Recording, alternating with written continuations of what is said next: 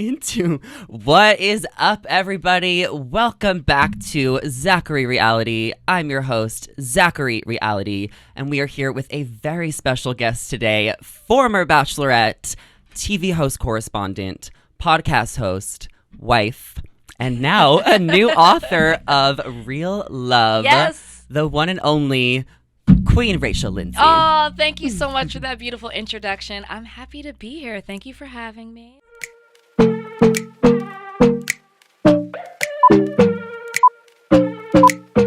I'm so excited to chat with you. Same. I've seen you around town. Yes. Any carpet I go to, Rachel's already there. But I love to see you doing your thing on the carpet. It's fun. Like, we're not just meeting out in social settings. We're meeting out working. We are working doing a thing. Women. Yes. And you've had such like an insane career, the way everything has kind of transitioned from your time on TV, from your time before the show, and now you're a TV host at every carpet. I mean, it's kind of awesome to see you evolve. It's really fun. And it's crazy. You know, when you step into Bachelor world, obviously you see people and everyone. A lot of times people don't go back to their jobs. That really wasn't my intention when I started it. I was like, I'm going to go back and be a lawyer, but I thought maybe I'll be an entertainment lawyer. You know, I'm meeting people in the business. Maybe I'll expand my practice. Then when I did was Bachelorette, I just fell in love with media and talking to people. And I was like, this is what I want to do. And I just never could have dreamed it would have happened this quickly. But I love it. I love what I do. So you had no plans to kind of become this TV media personality. It just all fell into place. Once I was doing The Bachelorette is when I was like, because I went back and practiced law after The Bachelor, up until my announcement. And I even went back and practiced law for a year and a half after The Bachelorette. But I was freelancing, and that's the stuff that people don't see. Everyone's like, oh, she was The Bachelorette, so she automatically got to work for ESPN. No, I went to ESPN. They told me a big fat no. And then I was like, fine, I'm going to start from the ground up, proving myself that I understand what I'm talking about, and I'm going to work hard to get to this place. Yeah, and most people become like influencers or whatever avenue they want to take after the show, but your career took off in such a different way that, like, I don't even think of you as The Bachelor anymore, or like The Bachelorette anymore. Do you know that was always my goal? I know people will always say, like, first Black Bachelorette, and I get it, and that never upsets me. That is how you met me. I am that person, even though there are issues with the franchise. We'll get there. I still, that is a part of my life, and I'm not the person who wants to look down at that. Yeah. But when I came off the show, I used to say my goal is for people to know me from another place. Like, oh, I listened to that podcast, or oh, she's on that show, or she wrote that book. Yeah. Which we're going to talk about. I also love that you love the Housewives, because the thing about Rachel is she's always down for like a good Housewives gossip sesh. Yes. What's your favorite franchise? I mean, Potomac just stands alone, even though this has been my least favorite season, even though it's been good.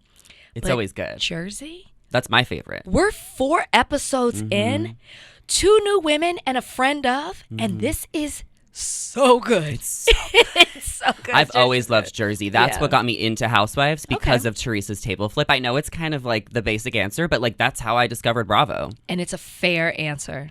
Team Teresa or Team Melissa? I've switched. I'm Teresa. Oh, you were Melissa first? I was Melissa and Joe, and now I feel like they've been exposed. They have. Social media has kind of made me not like them, but I always liked both of them. I was always Team Teresa, but I always still like felt for Melissa because she tries. I thought she did. Yeah, I thought she did until this season. And I will say that Louis gets such a bad rap, but my gosh, I've seen Teresa and Louis in person, and he adores her. Yeah. When no one was looking, I was watching him and the way that he was with her. And also, he just seems to be such a calming presence, and you can see the difference in her since she's been dating him. She kind of doesn't even want to get all up in it. She's just like, I'm detaching myself. Yeah. That's Louis' influence. That's love. I like it. Love is love. You must see so much at these carpets and just observe and just watch people. Because the best, like, the tea happens, like, off camera, off the interviews. You can kind of just see what's going on. I do. I saw Erica Jane at the Billboard Women in Music. She is snatched. Yeah. She looks so good. Not that she didn't look good before, but I'm just saying, like, she looked like she's getting back to herself. Will you ever be a housewife? I don't think so. We'll I see know what never happens. say never. I would go to a dinner. I'd go to an a dinner. event. A friend of. I just don't want people to know where I live and Yeah. what I drive. And Well, I was going to ask, like, where do you live? No, I'm just kidding. oh, LA. LA. Do you like LA? I love LA. Me too. Especially on days like this. You know, we've had some bad weather, but I know. It was it's snowing. beautiful today. It does snow in Pasadena. It does. Is that where you are? No, that's Oh. where Erica Jane's famous. Oh, photo- hello. No, Hello. I'm in West Hollywood. I'm down Sunset, living my best life.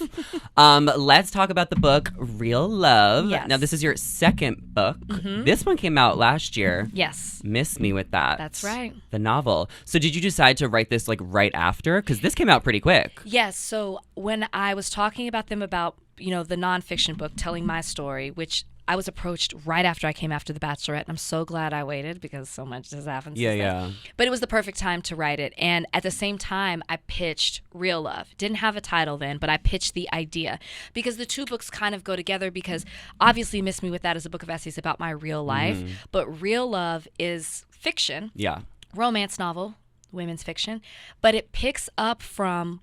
because Maya, the protagonist, is loosely based off me, but it picks up... loosely? I think you guys have a lot in common. Okay, we do. You do? But I mean, some of the situations that she's in. They're Easter eggs of my life, but yes, I definitely relate to Maya the most, and there are a lot of similarities. But this picks up where she says no to going on a reality TV show. I say yes, which is real life. So I always lived in that space of wondering, what if I had said no? And what would that life have looked like? That's what I pitched when I was talking about my book of essays. So I already knew what we were going to do. It was just a matter of like building the characters and the storyline and the setting and what it would look like and how much do we have the reality TV show in the book and how much is Maya's story told. It was just a lot of moving parts. But I had help. Yeah. And I'm very open about that. Yeah. I had help with Miss Me With That. I had help with Real Love. Shout out to Alexa Martin. I am not Superwoman. I cannot do it by myself.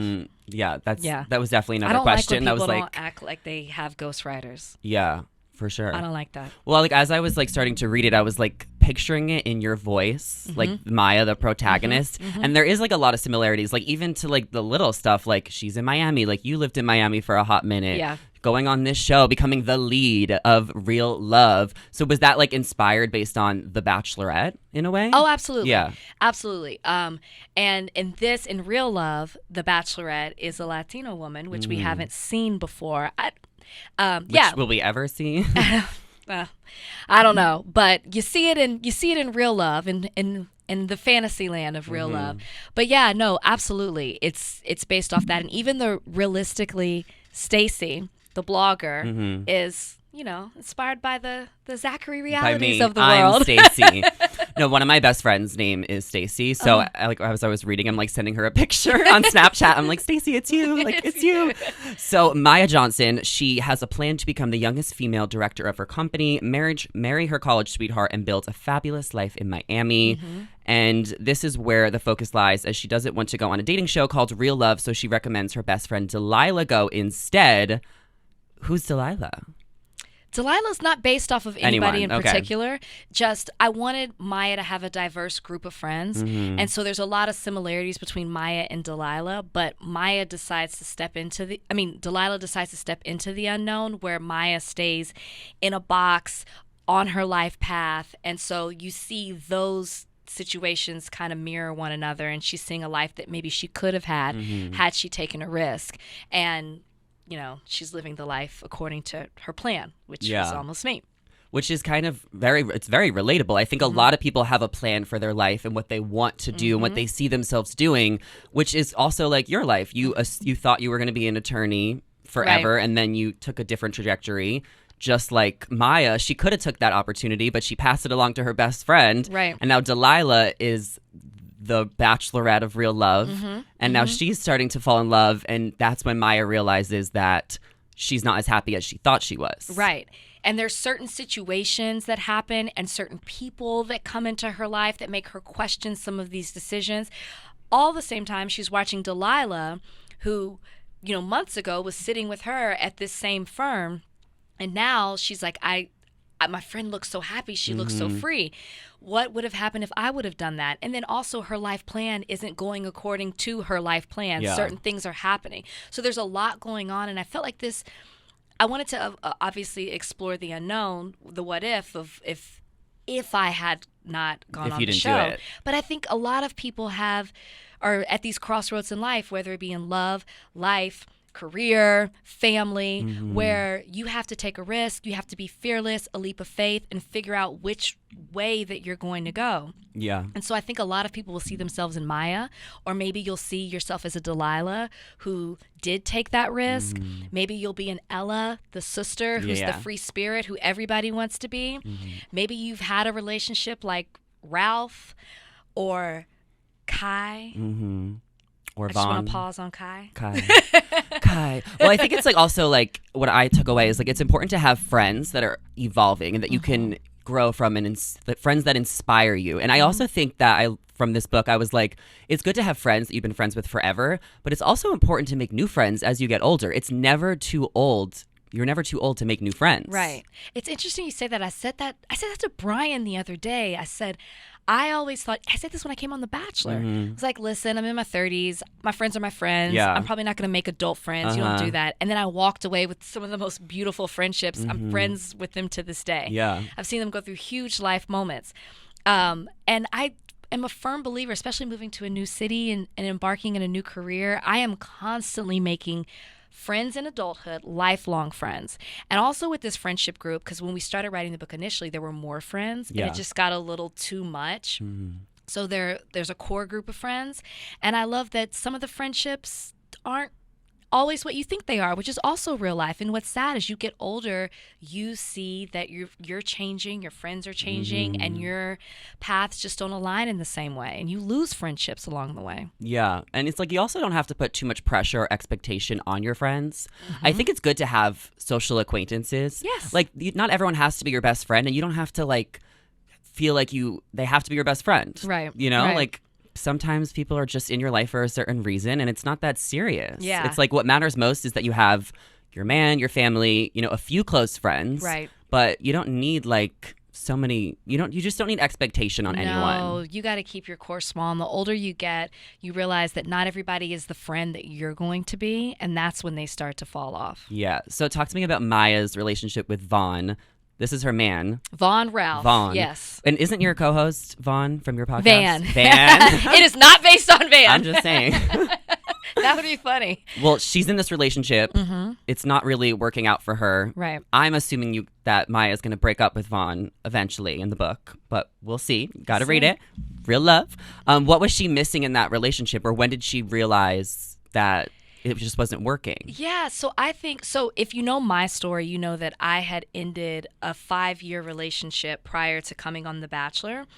And that was the person I thought I was going to spend the rest of my life with. We were going to get married. And even when it got to that 5 years, I was still trying to hold on to it, even though I knew it was wrong. Yeah.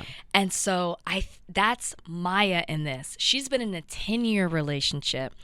It's been the That's person even harder. she's in. Yes. Can you imagine spending your entire 20s with the same person? And so she's struggling with, so you asked me, when did Maya know? I think she's known for a very long time.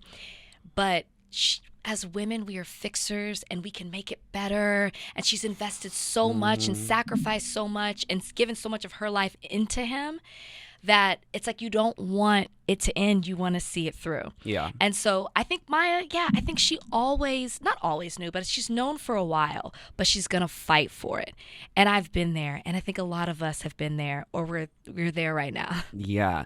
Well, then it's like my question would be, do you recommend you fall in love in your 20s? I know you can't control that, but she's building her career. I think a lot of us are building our careers in our 20s.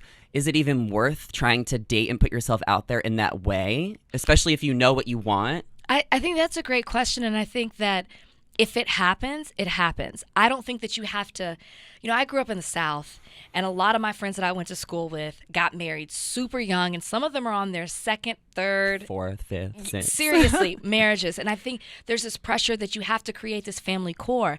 I was very career oriented and focused on that, but I also was willing to put my career and prioritize that over relationships.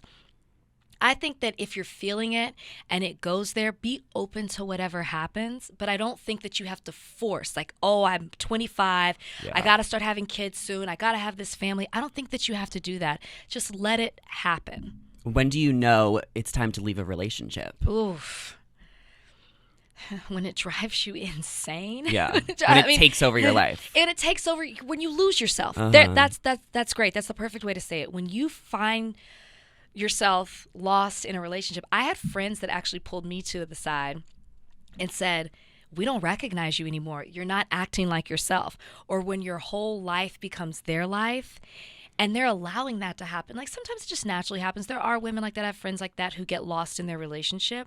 But that your significant other should encourage you to have your own in individuality in a relationship. That's so important to have.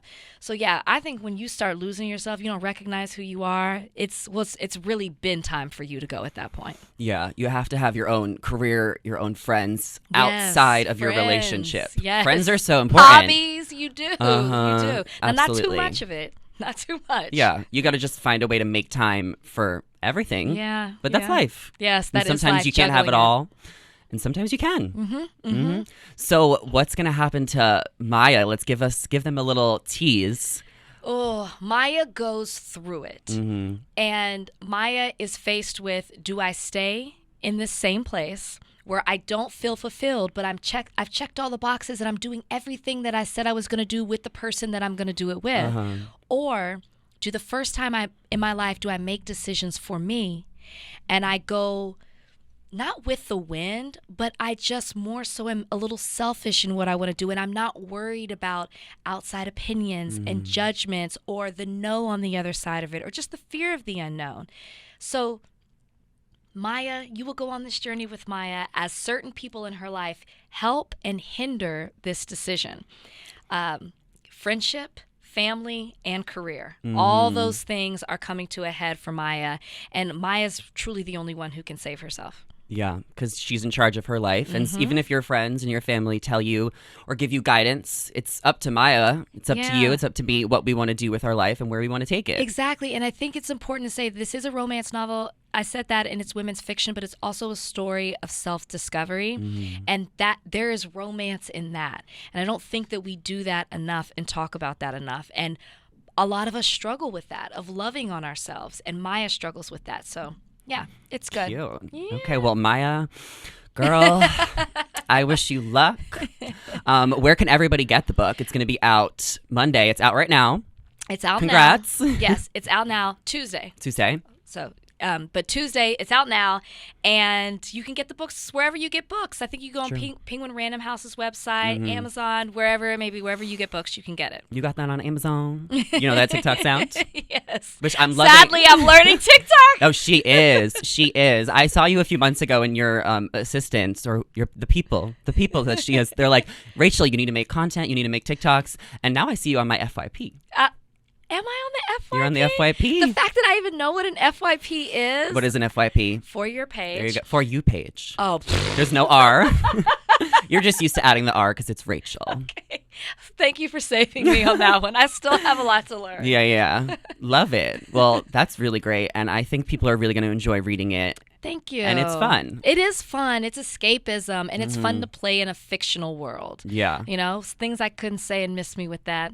They're set in real love. There are a lot of Easter eggs in there. Yeah. And what's going to happen to with people? Well, yeah. I was starting to pick up on that a little bit. Like there was just a lot of correlation I felt like between Maya and Rachel. There's just a lot.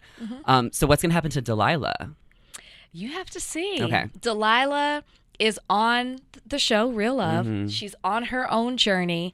But you know, when we were writing the book, it was how much of Delilah's story do we make a part of this? But the story really is about Maya and her turning that down.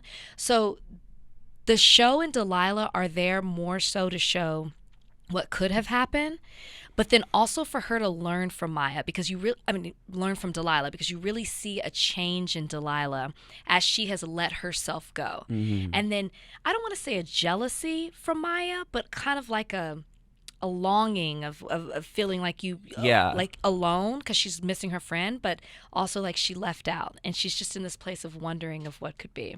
Yeah. So what do you think would be a better show, Real Love or The Bachelorette? Well, I'm behind Real Love, so it would absolutely be a better show. Okay. I mean, I already gave us the first Latina Yeah. Bachelorette. There Come you on, go. I'm super progressive already.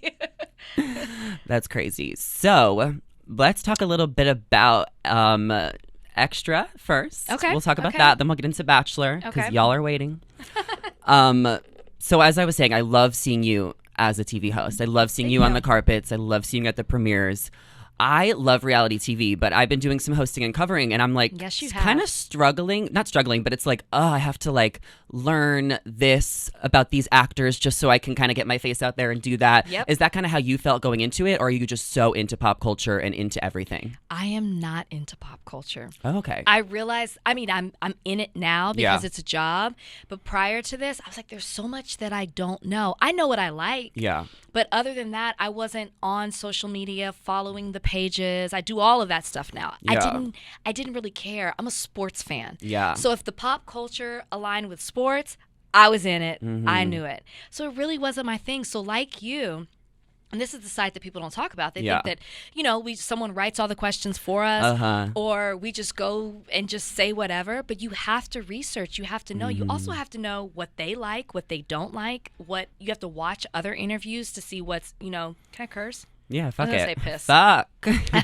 What's pissed them off, what makes them uncomfortable, because it's you out there with the microphone, and they will remember you. And if they don't, They their will. publicist Yes. will remember you. And you don't want a mark in this industry of, I don't do interviews with that person. Mm-hmm. So it's really a delicate balance. And then you're nervous. I still get nervous interviewing Yeah. people. You're nervous. You're trying to remember your questions. You want to say the right thing. You've got a publicist telling you 2 questions only, Yeah, no yeah. personal questions. It's a lot. And that's the not glamorous side of it. Of course, the glamorous side is what we post on social media, Mm-hmm. Yeah. and just the fact that you're getting to meet people that you never thought that you would be Mm. in close proximity with. Yeah, and they give you a little cheat sheet on the carpet so you can see everyone's face and name. Make sure you pronounce them correctly. Right. Yeah, you got to let the names go. I always stick Okay. with the you. If I don't know how to You. say someone's last name, I'll just do that. And, Hey, girl. and pronouns wise, True. I've seen that happen to other reporters on the carpet, so I try to just stay away from all that because I don't want to offend anyone. Yeah, that's not the best way to No, go. no. So then how do you kind of prepare to interview everybody, even if you don't know too much about, Outer Banks or whatever movie or carpet you're covering? Is it just like, do you have like a day to prepare? Do you have a week to prepare? Do you have a team at Extra that's helping you come up with questions? Or is it really all on you and you kind of have to just do the deliverables? Yeah. So if you follow me, you know my schedule is insane. And there's Yeah. no way that I can, like, sometimes I have 3 shoots a day, right? Like yesterday I had, I had Michael B. Jordan Walk of Fame, I had Deepak Chopra, and then I had a red carpet that I had to work for Billboard Women in Music. Do you know how many people that in different, like, You need how large that's like the 100 spectrum is? people you have to at least know something about. Yes. So I again, I'm not Superwoman. I cannot do it by myself. So we do have producers that do some research, the bookers, and they give us general questions. But I like to find something that's a little deeper than that, Yeah. or that is on their social media, or something that I can relate to. So shout out to my assistant, Rachel, who does the most fantastic research. I'm like reading it and I'm like, wow, I didn't know that. Oh, this is so good, or it sparks something else. So I absolutely have help because of the way my schedule is. There's no way that I could do it to do a good job. Yeah. Of course, you can ask the questions like, tell me about your character and Uh-huh. what do you want people to know? Yes, you can ask those, Or and who you sometimes those are dating. necessary, right? But if you want to be memorable or make your mark, you have You to do wanna a get little that- bit more research. You want to get that soundbite because there's Yes. plenty of people on the carpet. There could be 20, 30 outlets Yes. sometimes, like all in a row. Sometimes, the people only want to talk to certain outlets. Sometimes they talk to every single one. You want to ask something different so Yes. it's refreshing so that you can get the views and the Yes. clicks for Extra TV in your case or whatever outlet you're representing. Also, and I'm wondering if this has happened to you, I get intimidated on carpets when we're all bunched in together. tight. And I can hear the other Yeah. person's questions, and they're asking the same questions that you're going to ask. And then it's one thing when you have no idea. You're like, you assume, but you don't hear it. And Yeah. then it gets in your head, and you hear it, and you're like, oh my gosh, I'm about to ask the same question. Ah, it's the worst. Yeah. Well, since I'm still kind of new at it, I usually find someone else who's also new, like just because the universe connects us. And then I'm like, what are you going to ask? What are you going to ask? Tell me your notes. Tell me your notes. You know and what? the adrenaline is high too. So sometimes you like black out when you're asking questions. Absolutely. That is a real thing. And I love that you said that because there is a lot of camaraderie on the red but there's carpet. competition. There's competitions. When I came in, I was so nervous and I was like, oh, they're not going to talk to me. They're going to be rude to me. And I have had very pleasant experiences. I'm friends with so many people on the carpet, and it is a competition, but we all look out for each other at the same time. And I think that that's really special when this industry itself is not friendly, is not forgiving, is not competitive. I mean, it is competitive. So yeah, it's nice that you make friends on the carpet too. And I mean, you know, we're friends on the carpet. We're friends. I'm like, hey, Rachel. I always run up to her. Rachel, hi. What do I do? And I'm like, hey, look at you doing your thing on the carpet. No, I saw her at the Golden Globes, and I was with Icelandic. I was handing out the waters, which honestly is kind of iconic. And Rachel is like at this big stage. Because you guys get you do get like treatment, like Extra, Access, E! News. They're kind of like the biggest outlets. So sometimes you have a lot more space. So at the big award shows, you usually get a platform. Yeah. Although at the Oscars last year, we were like all crammed in together, and that was tough because there's a lot of foreign press and they want to be fair to so many different people. Like we were stuck between, I think, Germany and like Sweden. Mm-hmm. So that's interesting, but normally you have the big platforms only on award shows. And you're right, it's interesting that you say that. Yes, there's preferential treatment in regards to like the national outlets. However, things are changing, and I am not kidding. This year, 2023, I go on carpets. Socials before all of us. Yeah. If there's a social, so last night I did something for Hulu. There was something for Onyx because it was Kerry Washington's new show, and then there was something for Hulu. Then it was Entertainment Tonight. And those stars have to talk to those teams. So things are changing. Things are changing. The TV networks aren't holding the same weight that they used to. Yeah. 2023, the year of change. But that's really great. And I love seeing you do your thing. Do you have like a goal in this? Do you want your own talk show? Do you want to grow your podcasts? Like kind of what's like the plan? I have been asked the talk show question. I don't know if I've ever really like said it on a microphone. I don't know if me having my own show works in the traditional talk show way. Because I feel like that's something that's dying. We're moving to digital. I do like long form content. I could see me doing something by myself in a long form content way because I love to just do a sit down and like let's just have a conversation and talk. But I don't want to talk about just the newsy stuff. I want to talk about your artistry, and I want to get into the way you think, very much so inside the actor's studio. I loved that. Those conversations were so rich, and it really got the person on the other side to open up. I definitely want to grow the podcast. I thought TV was the end all be all, and I do love doing TV, but I underestimated how liberating podcasting is and how freeing it is. And you're not beholden to a certain network. And I love what we do on Higher Learning, and I love the conversations that we have and the guests that we have and the dynamic between me and Van.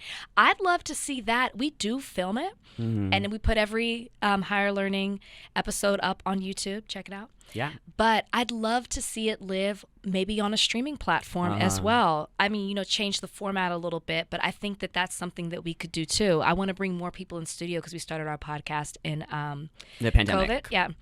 During COVID. So now we're starting to do more in-person stuff, so that's fun. So I don't know. It's hard for me to say what my life plan is. I don't want to be a Maya, but I just know I want to do something that's I'm passionate about. For sure. And it's very purposeful. Yeah. One thing I loved is when you hosted the Siesta Key reunion. Oh, man. Because that's something I envisioned for myself, hosting reunions one day. Now, that was a goal. Yeah. That's so cool. That's really, really cool. I always tell Andy Cohen, I'm coming for you. Yeah. Come in. I don't know if do you watch Potomac? Yeah, I watched all the Housewives. When they talked about bringing in a moderator, I was like, well, my phone didn't ring. Yeah. Somebody should have brought me. No, they did it the way it needed to be done. Yeah. I definitely want to talk about your podcast, but I think one question people want to know is like, I think it's a stupid question, kind of, but like, who did you interview on the carpet? Who's someone you've interviewed that was like a lifelong dream to get to talk to them, or that you like really fangirled or freaked out over? Brad Pitt. Absolutely. You talked about Blackout. I literally turned to my producer and I go, how was it? What did I say? And I talked to him for 5 minutes. Yeah. I have no idea what was happening in that interview. And I'm making the goofiest faces in that interview. Did you have a crush on him? I mean, who doesn't have a crush on Brad Pitt? I don't know if I do. And I'm not even normally necessarily into like the blonde, but there's something disarming and charming about him. And I didn't feel it until he was drinking a sip of water and he looked at me and I was like, okay, I get it. Yeah. Rihanna too. Rihanna. I was stammering over my words at the beginning and the end of that interview. Yeah.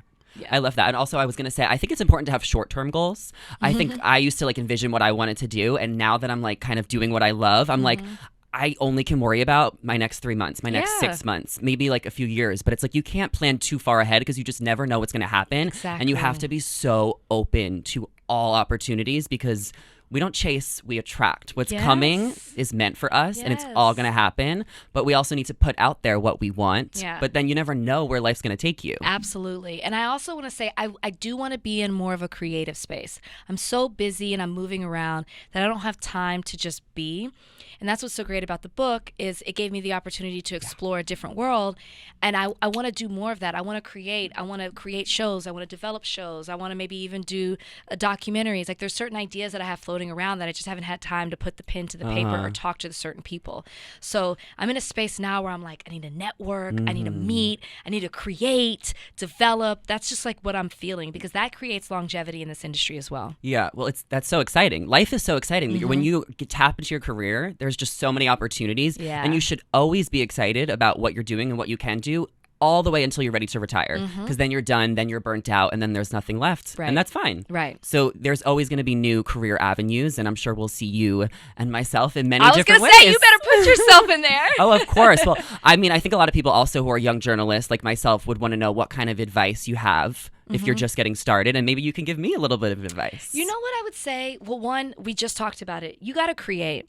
If you envision something or you want something, don't wait. And I struggle with that sometimes too. Don't wait for someone to create that job for you. Create it for yourself. That's why I started TikTok. See? And look how successful you are on TikTok. And the rest of us are struggling over here. And you're consistent with it. That's the other thing. Consistency. It might take a second. My friend Terrell, he has a very popular YouTube show, The Terrell Show. And he talks about how he just put out a video and he had one person watching it, then 10, then 100, then 10,000. And now he's got over 1 million people following. And it's just really just sticking with that. You have to believe in yourself because other people will see it too. And then also, there's so much beauty and uniqueness and not trying to go be the next person. I even tell people this who go on the show, like the Bachelor, Bachelorette. Don't try to be like, oh, I really loved JoJo and I want to be JoJo. Well, I did love JoJo. Love her too. And JoJo is JoJo. Yeah. And she did that. So you go be you in something else. And that's like people underestimate how much you can stand out just by staying true to yourself. Yeah. Don't wait for opportunities. Create your opportunities. Create the opportunity. And just being authentic and organic, I think, shows. And can I just say networking. Yes. Guys, you have to network. The jobs that I have didn't come because I waited for my agent to find it for me. I didn't say no to going to a dinner, to an event. You're always networking. I see you everywhere. You have to go out and plant these seeds. People have to get familiar with you. And people don't do that anymore because they're hiding behind their phones. Yeah. Like, think of all the people that you've met just networking. You've got to network. I'm just such a social butterfly. And I'm such a fan of so many shows. So if I see you, I'm coming up to you. I don't care if I embarrass myself. I don't care what you think of me. I just know I'm excited to meet you and I'm saying hi. Can I just be honest? Most people love that. Okay, cool. Like, even if they pretend they don't, most people love it. Oh, of course. Yeah. I know when people come up to me, I'm like, hi, it's nice to meet you. Okay, let's talk about Bachelor Nation. Let's get into it. Are you watching this season? No. When was the last season you watched? Matt James. Okay. Was that when you left Bachelor Happy Hour? Yeah, that's when the shit hit the fan. Yeah. So my contract was coming up anyway with Bachelor Happy Hour. I think I was like a couple of months. Contract? No. Oh, how much was left? Well, like when you signed. It was year by year. Year by year. Okay. So I was coming up. I think it might have been done that summer. And for me, the turning point was I was excited to watch Matt James' season. Me too. I didn't necessarily agree with the process, and I was vocal about this, about them naming him as the Bachelor when they did. I felt like it was very performative, and I said that publicly, and I still stand by that, but it doesn't take away from who Matt James is as a person. Yeah. I'm talking about what they did. I watched Matt's season. I had a lot of issues with it, which I was on Happy Hour, and I talked about those. But one of the issues that people always think that I talked about, and I didn't, was Rachel and the antebellum Yeah. and picture. And a lot of people were actually mad on our audience with Happy Hour that we hadn't addressed it. And I remember I said at one point, I was like, listen, I'm not saying anything until we've heard from her.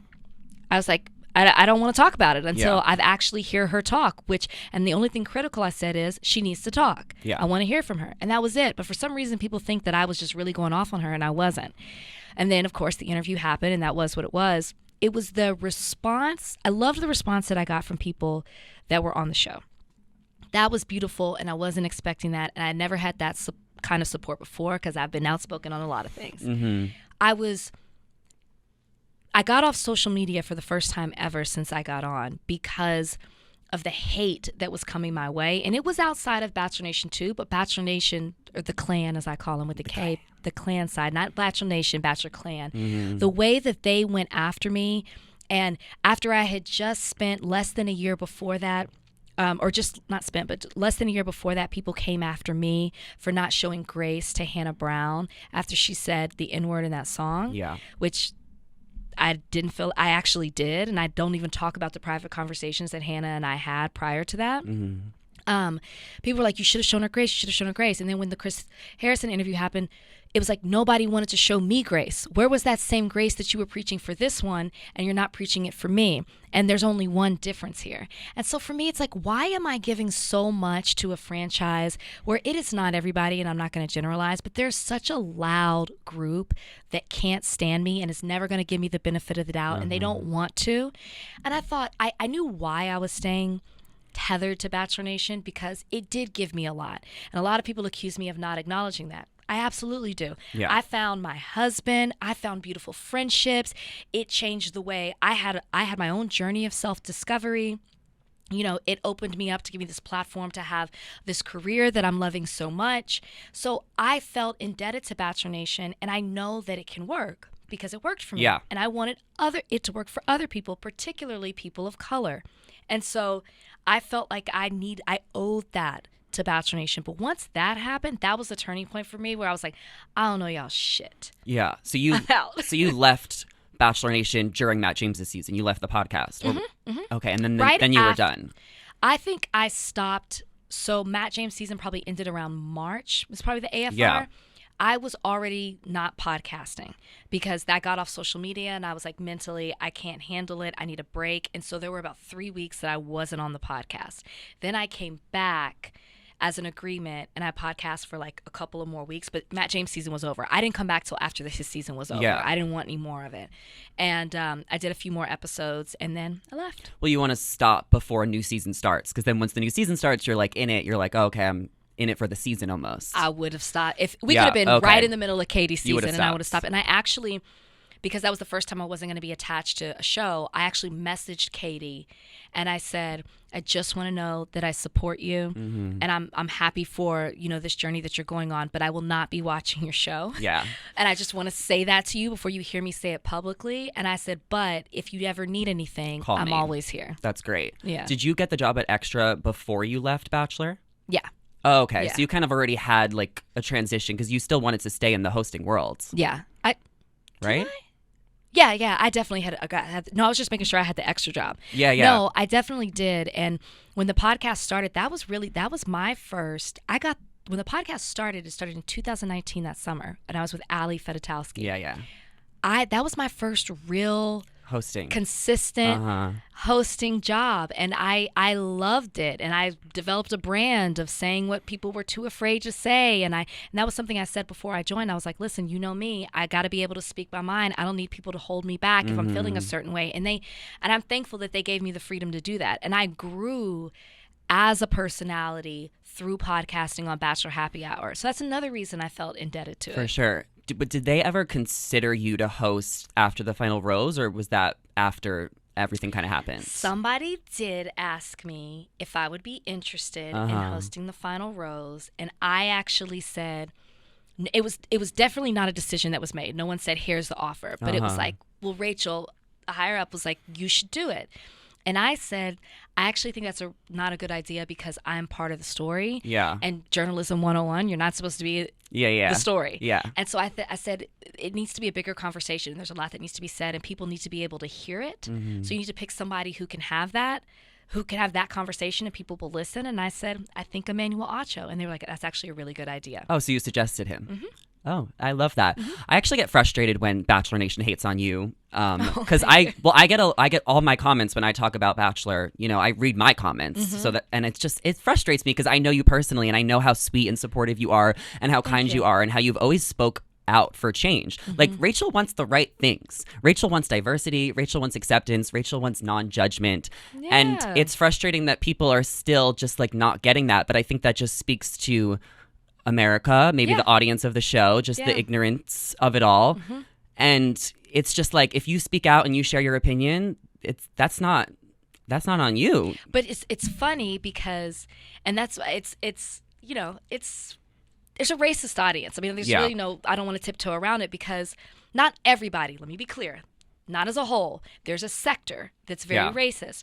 And the reason I can say that is there are women that don't look like me who are praised for being outspoken and loud and telling it like it is, and they're just a queen. And I mean, yes, Queen Rachel Lindsay is what we call you. But and good for them. I'm not taking that away from them. But then when I do it, I'm a bitch, and I'm, evil, and I'm trying to take everything down. And my favorite is when people think I'm this mastermind who always knew that the hosts were going to change, and I was going to have this interview, and I was going to ask this question, I was going to get this answer. And, that's what always makes me laugh. And I'm like, wow, I mean, I didn't know I had those kind of powers. Were you nervous after that interview if your job was going to be affected in any way? No, because they had your back. After the interview happened, I was a little rattled from the interview, and I went and I asked my higher ups if they saw it, and they didn't. And I said, I don't think any of that should air on the show. I think that we just, you put the Bachelor stuff or whatever. And I said, but I think that whole interview needs to sit on YouTube. Yeah. And they agreed. Yeah. And it's a learning lesson for a lot of people. And it happened at an interesting time. But I think that you are just amazing. I really do. Thank you. And I think it's really great, everything you stand for. Thank and you. I think you're an inspiration. Thanks. And I think you have given a lot to Bachelor Nation. You've paid your dues. And I don't know, I'm proud of you. Thank you. Yeah, I'm done. She's done. I don't know what could bring... I think about that sometimes. Yeah. What could bring me back? So I don't think anything could. Yeah. Not a reunion. We've already done a 15-year reunion. We're probably coming up on 20 soon. Oh, true. Not a reunion. I don't think that there's really anything. I've really thought about this. Yeah. Because I don't want to never say never, but what could it be? Well, I want to ask you like a juicy question. Sure. What is something that was cut out from your season of The Bachelorette, or Nick's season, if you can think of something, or something that was edited incorrectly, something that kind of just was like, whoa, it didn't happen like that, or maybe just like a little BTS? I'm sure there was a lot. I mean, we filmed so much. I know. So much. I mean, the biggest thing that stands out to me during Nick's season was the argument with Vanessa. That was filmed. Yeah. It didn't make it. Also, the infamous volleyball day where we were wasted. Period. I don't know if anybody's talked to you about that. We were wasted on the volleyball day. And we split up on teams. And our team, it was me, Raven, and Corinne.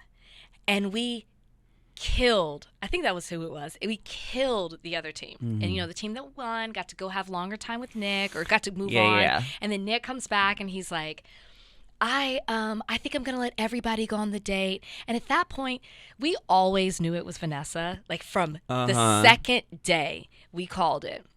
And I think I had had enough at that point. And obviously I had been drinking. And I was like, what?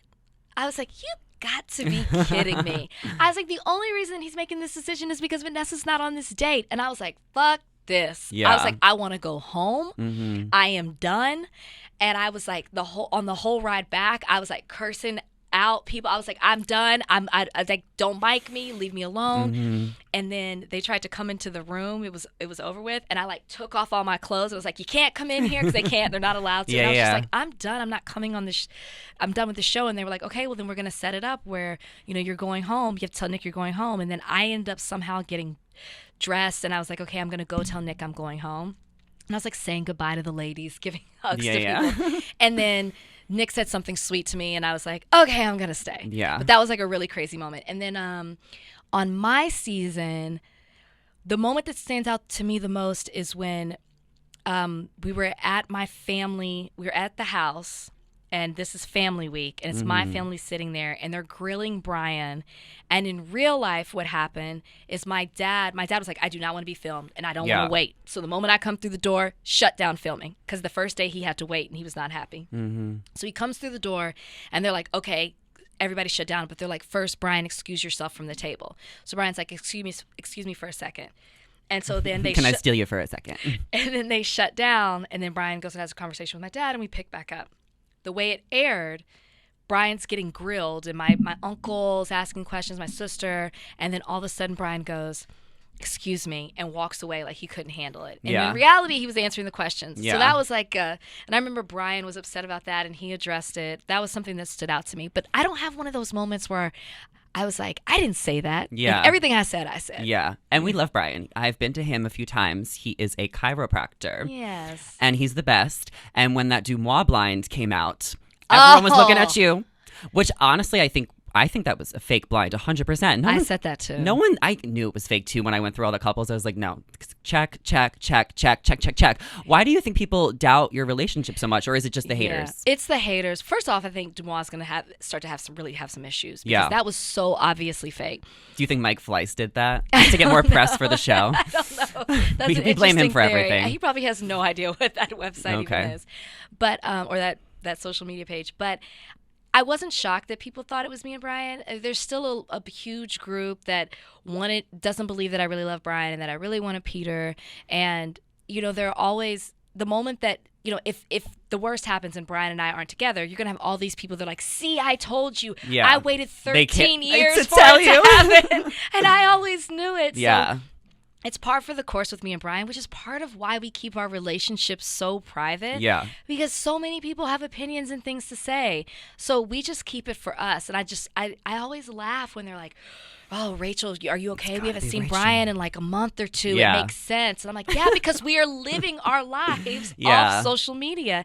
And it's funny for the people who listen to Higher Learning, because they'll have my back and they're like, oh, we think this is, because people DM me this stuff all the time. And they're like, it's funny, you always mention Brian on Higher Learning. And I'm like, yeah, I'm probably my most authentic self on Higher Learning. So, I learned a long time ago to compartmentalize the hate and to not worry about what people say. I think the hate has made us stronger. I was having this conversation with someone the other day.